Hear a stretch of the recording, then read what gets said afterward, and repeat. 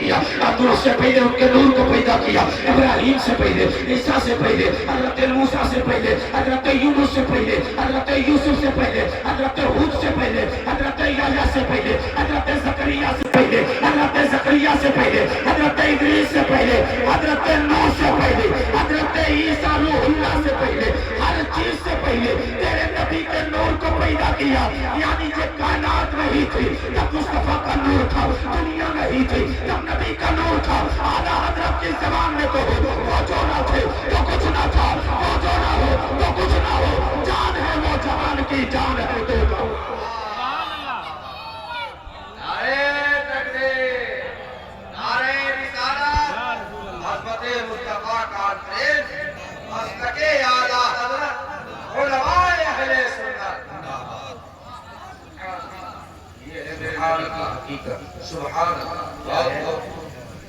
یہ ہے حقیقت نبی کی،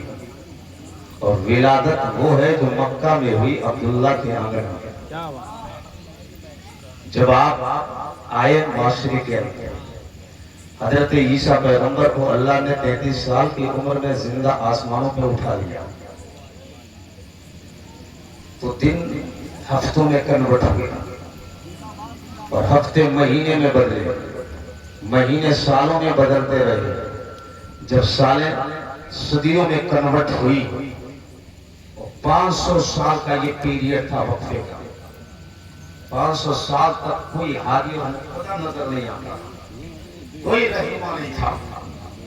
کوئی نبی نہیں آیا، نہ کوئی رسول،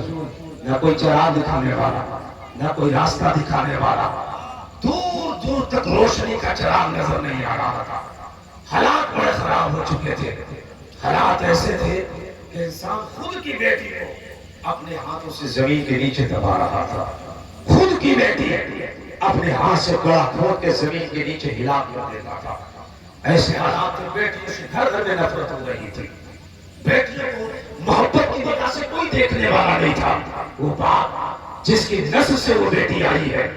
آج ہمیں اور آپ کو بیٹیوں سے پیار ہے، لیکن اس زمانے میں اگر باپ کے گھر میں بیٹی پلے تو زمانے والے بھی تانے دے دے کے مار دیا کرتے تھے، اور کہتے تھے یہی وہ باپ ہے جس کے آنکھ میں بیٹی اب بھی پل رہی ہے، اگر بیٹی پردھان چڑھتی ہے تو زمانے کی باتیں سن سن کے آدمی مر جاتا تھا، وہ حالات تھے۔ بیواؤں کی حال یہ کہ بیوہ اگر عورت ہو جاتی تو شوہر کی جگہ پہ یا تو چل گھوم کے رات ہو جائے، اور یہ تھا اسی کا خود کا بیٹا اسے مال وراثت سمجھ کر باراز میں بیچ دیتا، بازار میں بیچ دیتا تھا، بیواؤں کو کوئی سینے سے لگانے والا نہیں تھا، بیٹیوں سے کوئی پیار کرنے والا نہیں تھا، کیسا اندھیروں کا دور تھا، کیسا ظلمتوں کا دور تھا، ہر طرف اندھیرا ہی اندھیرا نظر آ رہا تھا، ظلمتیں ہی ظلمتیں تھی، جدھر دیکھو ادھر اندھیروں کے سوا کچھ نہیں تھا، گناہوں کے بازار اتنے گرم تھے، جدھر دیکھو گناہ کے بازار گرم ہے، لوگ اپنے ہاتھ سے بیٹیوں کو زندہ تر غور کر رہے ہیں، اللہ حکم مصطفیٰ نہیں آئے ہیں، اور اس کے حالات یہ ہے کہ اپنے ہاتھ سے اپنی بیٹی کو زندہ اپنے ہاتھ سے دفن کر دینا بہت، یہ کتنا عجیب کام ہے، انسان اپنی اولاد کو اپنے ہاتھوں سے دفن کر کے چلا آتا ہے۔ ایک صحابی آئے حضور کی بارگاہ میں، اور حضور کی بارگاہ میں چند صحابہ اور بیٹھے ہوئے ہیں، آنے کے بعد انہوں نے دارمی کی حدیث ہے وہ بیان کرتے، حضرت وزیر راوی ہے، اس کے بڑے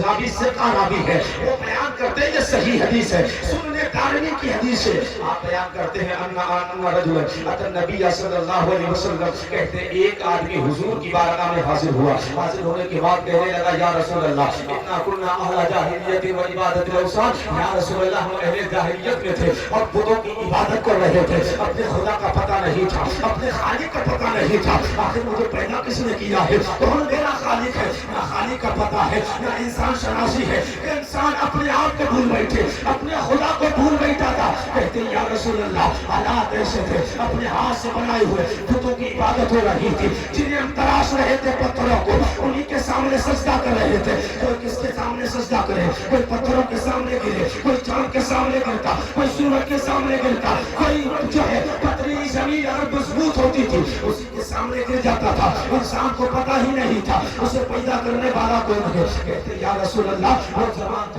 جاہلیت ہے، وہ جہالت کا دور تھا، حالات ایسے تھے، فَكُنَّا نَقْتُلُ الْأَوْلَادِ، ہم اپنی اولاد کو اپنے ہاتھوں سے قتل کرتے تھے، کہتے یا رسول اللہ اللہ نے مجھے ایک بیٹی عطا فرمائی تھی،